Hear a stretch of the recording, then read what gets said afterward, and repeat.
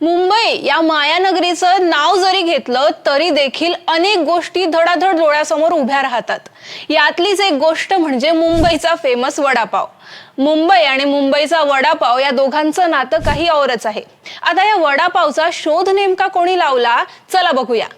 दादर मधील अशोक वैद्य यांनी पहिला वडापाव तयार केला आणि पाहता पाहता त्याची लोकप्रियता सातासमुद्रापार पोहोचली। 1966 मध्ये अशोक वैद्य यांनी त्यांच्या खाद्यपदार्थाच्या गाडीवर ही वडापावची नवीन डिश तयार केली असं म्हटलं जातं। धकाधकीच्या जीवनात अशोक वैद्य यांनी अनेक जणांना धावपळ करताना पाहिलं होतं, मात्र वेळ आणि पैशाच्या अभावामुळे पोटात भूक असताना देखील या चाकरमान्यांना पुरेसं जेवण मिळत नव्हतं।